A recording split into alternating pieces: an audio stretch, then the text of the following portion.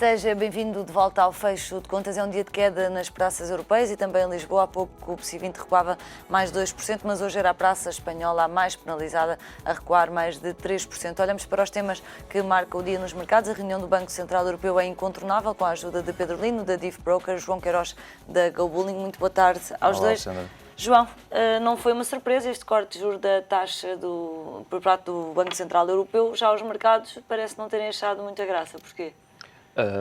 Ou já descontavam de alguma forma? Tens razão, já aqui na semana passada tínhamos falado que o corte da taxa de juros podia ser um corolário a uma não decisão ou não evento que pudesse ser a cimeira de chefes de Estado da zona euro. Hoje, sobretudo, a primeira reação até foi positiva por parte dos mercados, quer durante a ação relativamente às colocações de dívida, salvo erro, França, Espanha e Itália. Exato. Irlanda? Principalmente Irlanda foi muito simpático. Já com o anúncio da taxa, o mercado também reagiu positivamente, sobretudo naquela componente da taxa de desconto. Portanto, a remuneração do BCE aos bancos que lá colocam liquidez também reduziu para um quarto de 1%. O mercado assumiu como positivamente. Já agora o discurso de Mário Draghi, o presidente do BCE, é que já veio mostrar assustar. aqui. Exatamente. Basicamente, ressaltava aqui principalmente duas questões. É que a unanimidade que ele referia sobre este corte da taxa de juros, portanto, provavelmente se calhar um pouco tardio já, a outra questão tinha a ver mais com o facto de que esta redução da taxa de juros já não é para fazer face a uma situação pontual ou de um conjunto de Estados ou de uma zona da zona euro, mas já para toda a zona euro. Portanto, provavelmente já poderá haver sinais noutras economias mais robustas e que têm vindo a dar outros sinais e outro desempenho em termos de crescimento económico, que provavelmente poderá haver aqui algumas proxies ou alguns indicadores avançados que mostram aqui alguma desaceleração ou alguma estagnação. Um segundo ou terceiro ponto, também mais relevante, é o facto da questão da pressão inflacionista não existir, ou poder estar a ser condicionada sobretudo por dois items, principalmente a parte dos preços das matérias-primas estarem a condicionar. Portanto, tirando esse efeito, provavelmente muitos investidores começam a pensar e se teremos aqui um cenário de deflação. Ao contrário. Portanto, deflação e aquela questão que vimos falando de vez em quando, a questão da japonização da Europa e o que é que isso poderia implicar em termos de evolução, de crescimento nos próximos anos ou nas próximas décadas. Pedro, e olhando aqui para o discurso de Mário Draghi, pareceu também que não havia disponibilidade para avançar com muito mais medidas. Aliás, ele diz que seria descredibilizador para o Banco Central Europeu se agisse fora do seu mandato. Imagino que para ti já tenha agido demais. Eu acho que demais. Eu, infelizmente, ao contrário do João, e a semana passada eu pensava que eles ainda não iriam baixar as taxas, pensava que ainda havia alguma lucidez no Banco Central Europeu, por uma razão. Liquidez? Lucidez? Lucidez. E eu respeitava muito o Sr. Trichet, porque realmente ele tinha uma conduta completamente diferente. E nós vimos logo quando o Mário Draghi entrou, que entrou logo a matar, a baixar as taxas de juros, e notou-se que houve um comportamento completamente diferente logo por parte do Banco Central Europeu. E eu sou daqueles que defende que há determinadas barreiras que não devem ser ultrapassadas. E essas determinadas barreiras são as medidas não convencionais ou uma política monetária ultra-expansionista sem se perceber quais são os efeitos que vai ter na economia. Por exemplo, hoje o Banco Central Europeu baixou outra vez as taxas de juros, 0,75. Parece uma notícia esplêndida. Eu gostava que me explicassem qual foi o efeito que teve, por exemplo, nas obrigações espanholas e italianas, que são o foco do problema. Zero. Pelo contrário, a resposta é nenhuma. Pelo contrário. Começaram a disparar outra vez, as taxas a 10 anos em Espanha, as taxas a 10 anos em Itália, por isso é que vimos o DAX baixou ligeiramente, mas baixou menos do que as bolsas italianas e espanholas estavam a perder cerca de 3%. Porque as bundes voltaram a valorizar. E porquê? Porque o Banco Central Europeu, neste momento, já não merece a credibilidade que lhe deveria, que inicialmente merecia. Os investidores já emprestam há um ano à Alemanha a 0% a 2 anos. O BCE só hoje é que baixou as taxas de depósito para 0%. Ou seja, há muito tempo que a Alemanha já é vista como um depositante mais credível que o próprio Banco Central Europeu. E nós temos que refletir sobre esta questão. Como é que o Banco Central se descredibiliza a si próprio, que leva a um ponto os investidores a emprestarem a 0% a um país e não ao Banco Central de uma zona. E isto... Mas esta decisão do Banco Central Europeu de reduzir a taxa de depósito para 0% não tem também a ver com algum incentivo que o Banco Central Europeu quer dar a que os bancos deixem de parquear os capitais junto do BCE e comecem a emprestar entre si? Sim, mas eu, muito sinceramente, se eu fosse um agente económico com medo, com receio de que a atividade económica abrandasse substancialmente, com receio que o risco de incumprimento continuasse a subir, que o meu crédito mal parado continuasse a subir, não são os 0,25 que me vão incentivar a voltar a emprestar novamente. Eu prefiro ter o dinheiro parado, não receber, se calhar, eventualmente, até perder, até estaria disposto a pagar, como alguns investidores fazem ao subscreverem obrigações alemãs, a pagar, nem que fosse 0,25 para o dinheiro estar ali parqueado, do que correr o risco de emprestar a um agente económico, seja uma família, uma empresa ou até aos Estados, cujo risco económico numa retração económica mundial, porque hoje o efeito, o conjunto de medidas que tivemos por parte dos outros bancos centrais implicam que já há um forte abrandamento mundial, isso significa que o risco de emprestar a uma família, ou empresa ou ao Estado também é muito superior. E não é o 0,25. Eu acho que o Banco Central devia ter aproveitado a boleia da cimeira, que teve resultados mais psicológicos do que práticos. Isso também havemos de perceber que aquilo de sumo também não tem muito, mas devia ter aproveitado essa barreira psicológica e guardar cartuchos, porque vão ser necessários multi-LTROs, vão ser necessários mais compras de ativos, vai ser necessário tudo, porque neste momento coloca-se a questão de credibilidade. Se eu não acredito no meu Banco Central Europeu e acredito num país como a Alemanha, então nada que o Banco Central neste momento faça pode ter uma reação imediata. Aliás, os investidores estão completamente desconfiados de tudo. E olhando aqui também para outras palavras de Mário Draghi, João, quando foi questionado sobre se o dinheiro que está nesta altura no mecanismo de estabilidade e no fundo de solvabilidade ou de salvação do euro, chame-se o que se quiser chamar, se o dinheiro chegava, a resposta de Mário Draghi foi: nunca sabemos o que é suficiente para fazer face às atuais necessidades, sim. Mas acabou por não extrapolar ou dar uma resposta daquelas que o mercado ia adorar, que era sim, chega para tudo. Pois, o Mário Draghi tem algumas virtudes, tem alguns defeitos, mas faz parte da natureza humana. Uma das virtudes que ele vem mostrando é que... Exatamente, ou pelo menos tentar mostrar... Não tem aqui uma determinada faceta política, é controverso o que eu disse agora, mas pronto. Tem alguma faceta mais robusta na parte técnica. E nessa componente, é verdade, ninguém consegue medir, ninguém tem a noção de qual poderá ser o impacto que pudesse haver um país surgir agora com default, por exemplo, a França, as taxas em França começarem a subir, ou o risco percebido relativamente à França subir, ou durante este verão a Espanha pedir uma ajuda externa. Ninguém consegue modelizar ou medir o alcance disto. Também puxa aqui também aquela questão relativamente aos LTROs e conjuga um bocado com a questão da qual a validade de estar a mexer nas taxas de juros neste momento.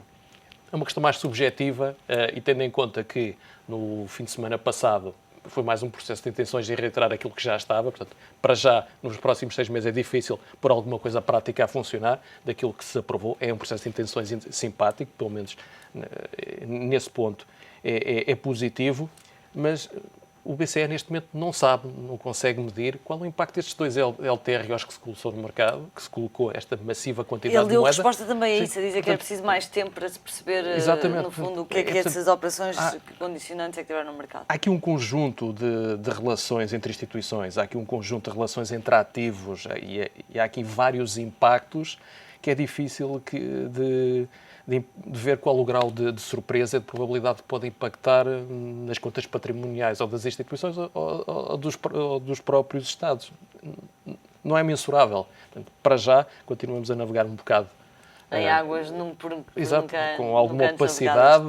Mas agora, só acrescentar um pormenor. Esta baixa taxa, estimou-se, a Bloomberg, segundo as contas da Bloomberg, estimou que uma baixa de 0,5% da taxa de juros baixaria os custos dos bancos em cerca de 4 mil milhões de euros. Ou seja, os bancos que têm empréstimos pedidos ao Banco Central Europeu em cerca de 800 mil milhões de euros, baixaria-lhes o custo em 4 mil milhões. Ou seja, mais uma vez, isto é um subsídio encapotado à banca. Tudo bem que eu tenho que agradecer, porque eu tenho um crédito à habitação e efetivamente Obrigada. Tenho que agradecer. Se bem que as pessoas também devem refletir no seguinte: a baixa taxa de juros hoje já estava incorporada nas Euribors. Por isso, não há nada que vá mudar substancialmente. O que houve hoje foi uma mudança efetiva para os bancos que se financiam diretamente no Banco Central Europeu. E já agora, este subsídio de 4 mil milhões ou 2 mil milhões de euros, porque foi só 0,25, ninguém pensa que isto vai ser repassado à economia. Porque as pessoas muitas vezes olham, baixa taxas de juros, isto vai tudo melhorar. É mais uma almofada. É mais uma almofada, é mais um apoio à banca para que não se precisem de recapitalizar. Tu achas, Pedro, que este corte da taxa de juros por parte do Banco Central Europeu hoje foi mais dado como sinal do lado da política está a ser feito aquilo que nós, BCE, andámos a exigir que fosse feito e por isso vamos, no fundo, dizer assim, nós já entramos também com a nossa parte e porque o mercado reagiria hoje muito mal se não houvesse esse corte da taxa de juros? Reagiria mal porque também já foram criadas expectativas. Houve vários membros do Conselho de Governadores a semana passada que já tinham vindo a sinalizar que o mínimo das taxas de juros não era 1%. Por isso, o BCE apenas atuou em conformidade do que alguns membros disseram. Já tinham dito. Nada mais. Agora, eu acho que isto continua a não resolver o problema da dívida soberana, da economia. Acho que foi uma carta mal jogada. Acho que foi...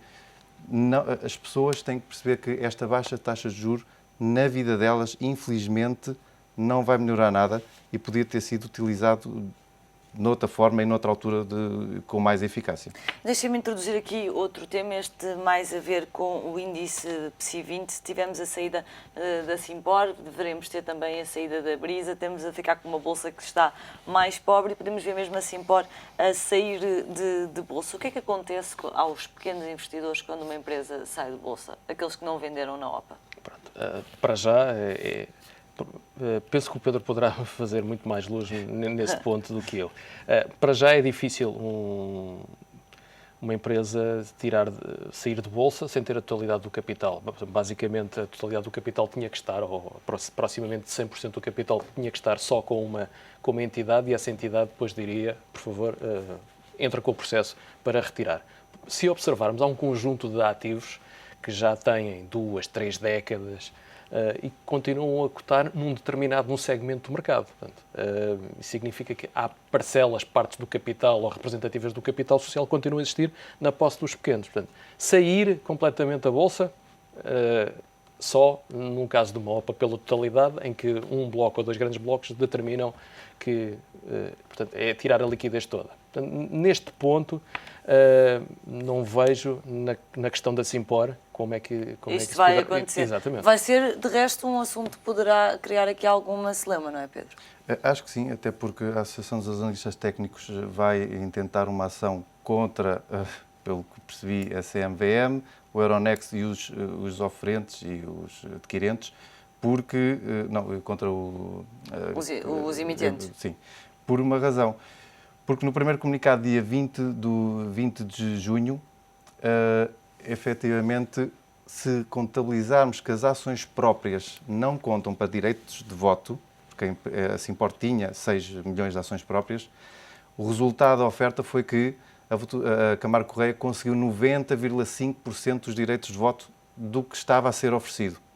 Ora, isso levou muitos investidores a comprarem. Porquê? Porque, segundo o artigo 194, estavam reunidas do Código de Valores Mobiliários, estavam reunidas as condições para uma aquisição protestativa. Ou seja, a Camargo podia chegar à Bolsa e dizer: meus amigos, as pessoas que não venderam são obrigadas a vender umas ações. Como o preço estava ligeiramente abaixo, é normal nestas operações... Era um ganho automático. Sim, quase. E é normal, exatamente, seria um ganho quase automático. E se a Camargo não lançasse uma oferta protestativa, uma aquisição protestativa, o artigo 196 prevê que o próprio investidor diga: não, eu não quero estar minoritário numa empresa e eu quero vender as minhas ações. E eles seriam obrigados a comprar. O que é que acontece? Dia 22 sai um novo comunicado no site da CMVM, onde são retiradas 4 milhões de ações à oferta da... As tais próprias? Não, outras. Outras. Não se Contaram sabe, mal. foi um erro de digitação, ou um erro qualquer. E Se contabilizarmos essas menos 4 milhões de ações, o total de direitos de voto já seriam 88,5%, salvo erro. À altura em que não são obrigados a lançar uma protestativa. Exatamente, pelo 194, uma aquisição protestativa, mas isso, segundo a visão da ATM, não invalida com o acionista minoritário, pelo 196, não obrigue a aquisição por parte da Camargo. Ou seja, estamos aqui, vamos entrar numa batalha um pouco jurídica. Então a argumentação não é tanto a questão do erro informático, é mais a questão de os poucos acionistas que ainda ficam terem o direito de vender? Não, repare, há dois argumentos aqui, sim, não é? Há dois argumentos. Houve eventualmente uma informação que foi mal fornecida ao mercado e isso levou a eventuais perdas patrimoniais. E isto, no outro país, já estava tudo em tribunal. Nos Estados Unidos seria inadmissível. A segunda questão tem a ver com a interpretação do Código de Valores Mobiliários, nomeadamente o artigo 196, que obriga a empresa a comprar as ações dos acionistas minoritários. E, nesse sentido, eu acho que há aqui uma certa desproteção do pequeno investidor, porque temos, neste momento, um acionista com 94,5% ou 94,11% de uma empresa, só há 5 e tal % de free float. A empresa, há algo muito estranho que se passa na Simpor, porque ela transaciona mais agora do que transacionava antes da OPA, com mais free float, por isso algo estranho se passa na empresa. Segundo informações da CVM, acho que estão a ser investigadas as negociações, mas isto significa que houve alguém que se esqueceu de vender na OPA, que adquiriu na expectativa de uma interpretação da lei que é diferente, mas independentemente de tudo, o código não está, neste momento, os investidores não se estão a sentir protegidos, porque não é possível eu ter-me esquecido, por exemplo, de vender as minhas ações, estar agora confrontado com um acionista que tem 95% da empresa, pode fazer tudo o que quiser, e eu, como pequeno acionista, estou ali preso e amarrado, sujeito a que, se ele quiser, pode tirar isso de bolsa dentro de 2 anos ou nunca tirar. Este é que é o verdadeiro problema. Ou até onde é que vai a proteção do pequeno investidor? E isso é que tem que ser debatido, porque, em última análise, um supervisor de bolsa tem que proteger o pequeno acionista. E esse é um direito que assiste e é algo que é mais uma questão, a questão da confiança. As pessoas só investem em bolsa se tiverem confiança. Não podemos pedir aos pequenos investidores e aforradores que investam em bolsa se depois não há leis que os protejam. É tal história das OPAs em Portugal serem sempre resolvidas na Secretaria, não Outra é a chegarem ao questão da mercado. Brisa, que mais uma vez já está a demorar muito tempo. Estas questões retiram credibilidade, as pessoas deixam de acreditar. E é um trabalho de voltar a ganhar confiança que devia ser feito e que infelizmente não está. João, e onde também algo vai mal ou estranho é no Reino de Inglaterra, e a Inglaterra, o Barclays continua a dar que falar, já caiu o chairman, já caiu o CEO. Nesta altura, o que é que se pode dizer aos investidores e também às pessoas para voltarem a acreditar no setor financeiro quando, por vários motivos, estão a chegar sempre motivos de desconfiança? É uma excelente pergunta.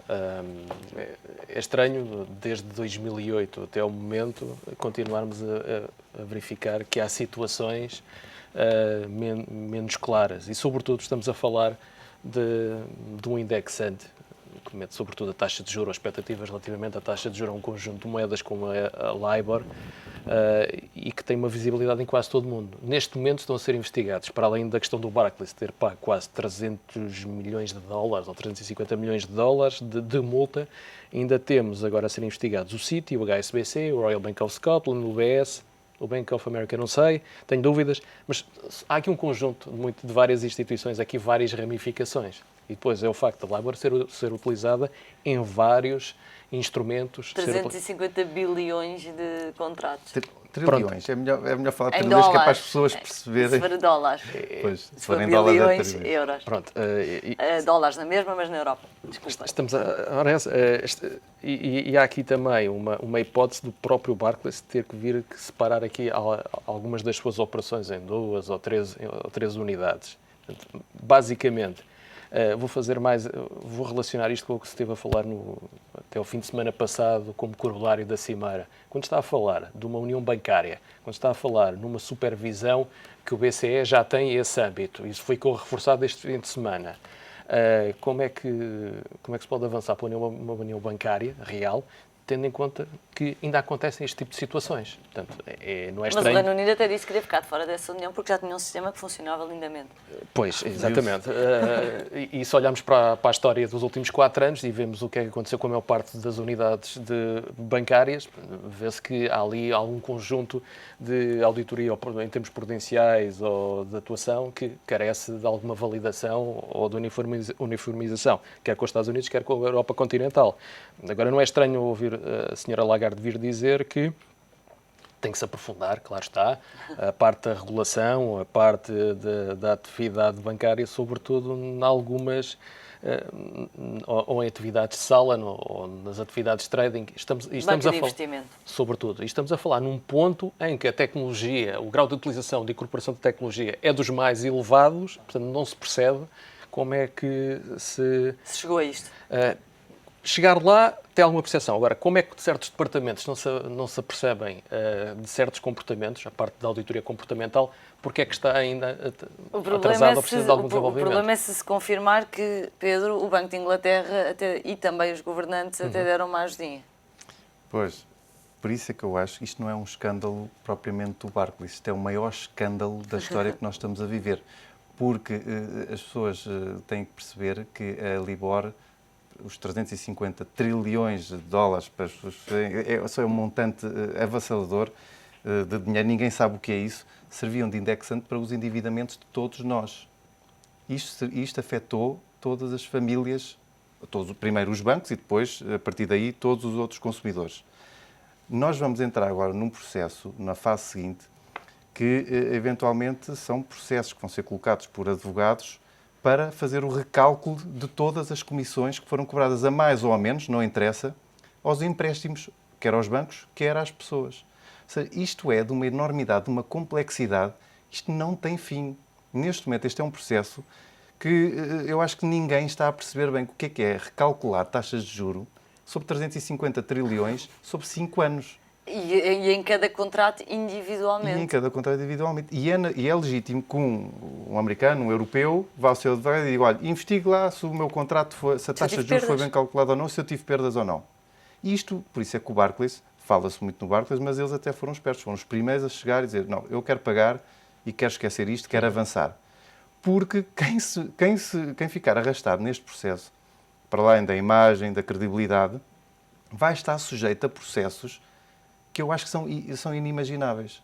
E isto leva-nos a outra situação. Como é que é possível manipular-se um mercado de 350 trilhões? Como é que é possível? Isto tem que nos levar a pensar que tudo é manipulável.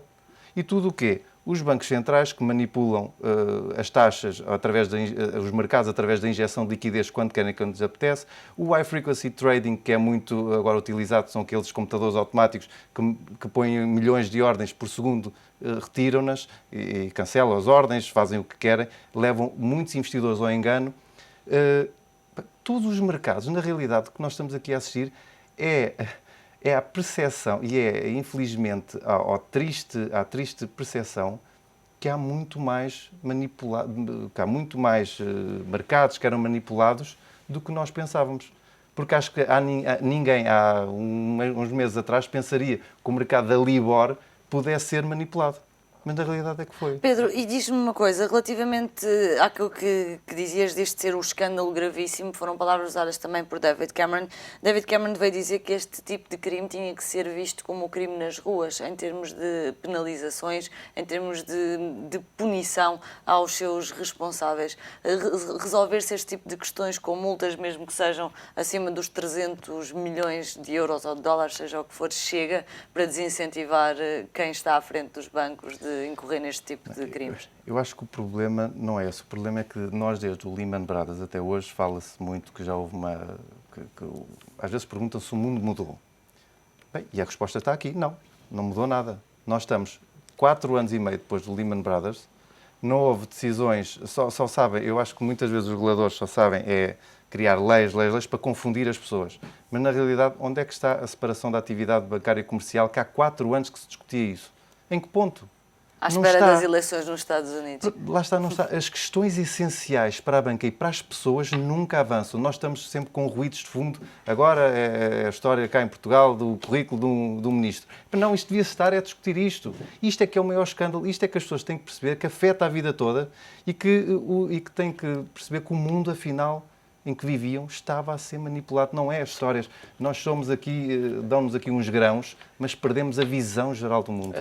Só um ponto para centrar o Pedro. Para as pessoas não gostarem os pulsos quando estiverem a ver o isto agora. E só para isto não ficar tão dramático, puxar um ponto muito importante que o Pedro elucidou. Portanto, quando estamos a falar nestes trilhões ou milhões de milhões ou bilhões, estamos a falar em termos de exposição. Não estamos a dizer que isto, e reforçar a palavra manipulável, não quer dizer que foi tudo manipulado. Quer dizer que os contratos que seguem a LIBOR são no valor destes 350. Exatamente. Agora, pode haver um conjunto, nem todos os indexantes foram todos refletidos. Portanto, estamos a falar LIBOR para várias moedas, para várias maturidades. Ainda não se sabe qual foi a extensão ou quantos é que foram e quanto é que isso afeta. Por isso reforço mais uma vez aquela questão do Pedro, que é a incerteza que está neste ponto. Não afeta toda a gente da mesma forma. Mas afeta de certo a imagem da banca, mas não a parte da todos credibilidade. os contratos. É verdade, exato. E tendo em conta que os nossos contratos também são mais indexados à Euribor, há aqui uma diferença, embora haja também aqui alguns pontos, alguma correlação só nesse ponto. Entre nós, Muito se é fácil manipular a Libor, quem é que me diz que também não andavam na Euribor? Por isso é que isto agora vão ser investigações atrás de investigações. Sim, e nós não vamos chegarmos ser a esse aqui. ponto. E a questão da confiança...